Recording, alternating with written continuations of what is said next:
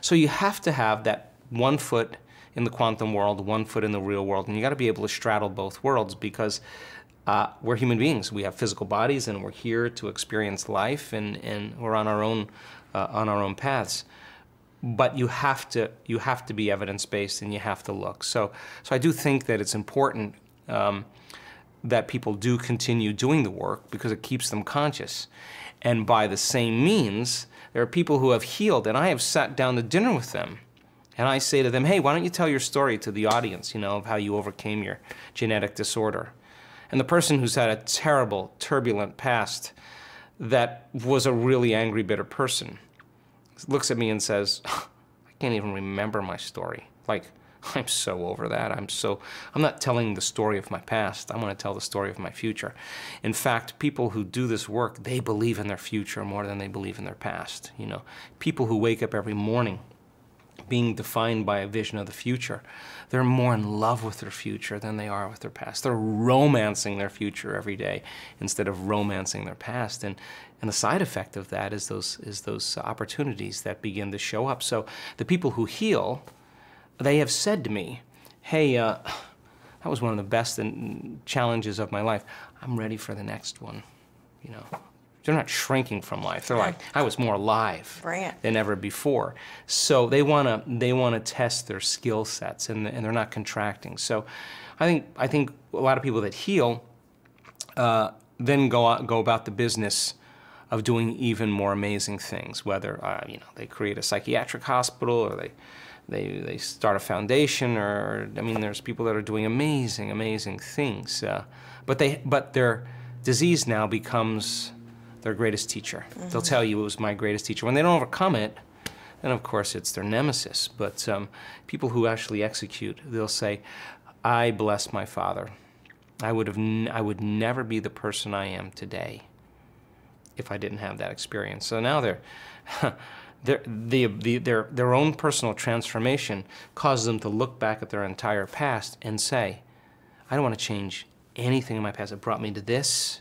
That's the moment the past no longer exists. And I think that the work that we've witnessed in the week-long events and in witnessing people's own personal transformation is helping them get beyond the familiar past and the predictable future. Those are knowns. Mm-hmm. That being in the unknown, being in that present moment, and instead of it alerting an alarm system of fear, that fear response, to actually learn in that moment that there's a way to make internal changes, and you're just going to get better at it. And as you get better at it, that unknown place called the present moment is the perfect place to create from. And think about it. Mm-hmm. You know when someone's present with you in your life because they're paying attention to you.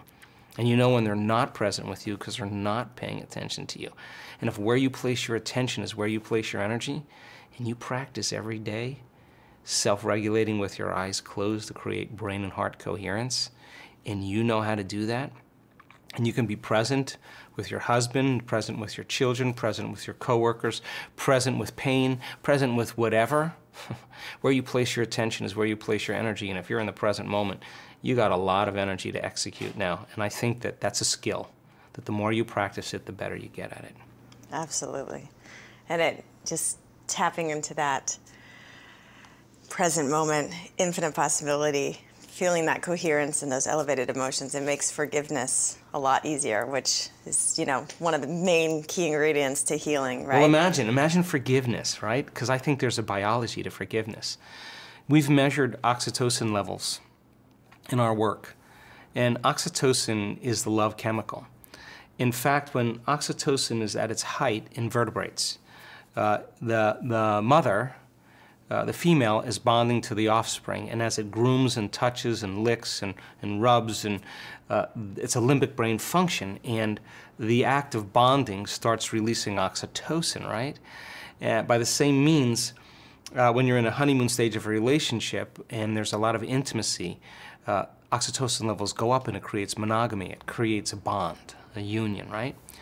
So you look at my research and people say to me, my friends are scientists, what are you doing at your events? Because your oxytocin levels are 200 times normal, not just in 1 or 2 people, but many people. So research on oxytocin says that the smallest increase in oxytocin runs right to the survival center of the brain, the amygdala, and it shuts the lights out for fear and anxiety. It lowers the volume for aggression and anger, and it cools off the circuits for pain and suffering. And there's only one other set of circuits left, joy and love. Ooh. So the person is starting to feel a genuine sense of love. Now, if oxytocin is elevated, oxytocin signals a chemical called nitric oxide.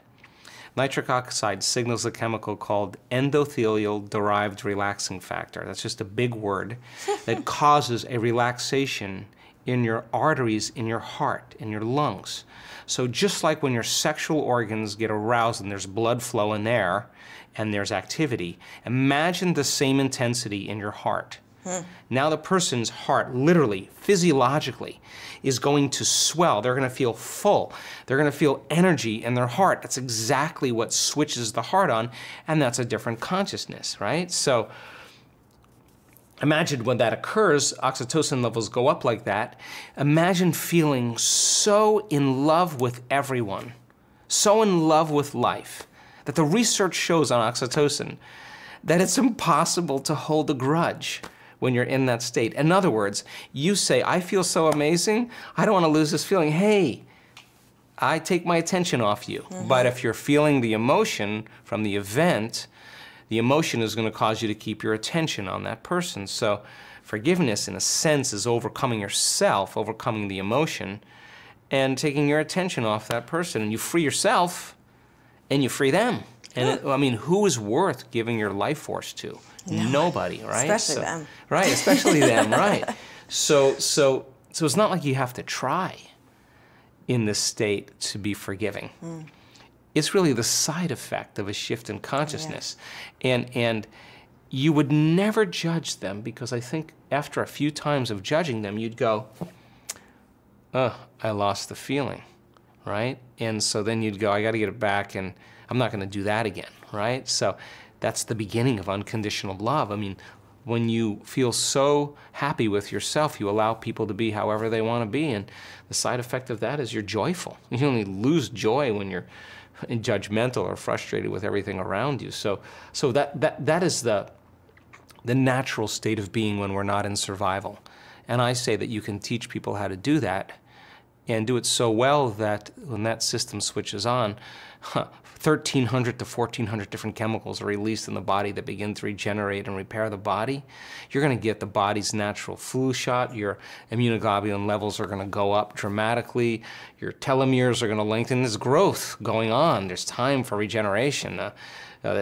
Genes are going to be upregulated. Genes make proteins. Proteins give you the structure and function of your body. The expression of proteins is the expression of life. The body moves back into homeostasis, and you get a reboot. And that reboot has nothing to do with a drug. It has nothing to do with anything outside of you. It's actually coming from within you. And I think that right now in history, when people understand what they're doing and why they're doing it, the how gets easier. And I think that's important for people. What is your one takeaway message on healing? There cannot be a healing in matter, in our bodies, unless we have a healing in our minds, in our hearts. I think that is where the true healing begins. And I think that I'm beginning to understand that, and I would never say this even 2 years ago, that we have to be able to execute from energy and from the field. And when we change the field, it's not our job to change matter. That's the side effect, you know. And so I've seen really profound and wonderful healings, and when you interview those people, they'll always say the same thing. It wasn't me. I swear to you, it wasn't me that did this. Some greater power that lives within me and lives within you did it, and I just got out of the way for something greater to happen. So I think we have to lay down the very thing we used our whole life to get what we want, for something greater to occur, and that just takes a little practice and developing of a skill. you.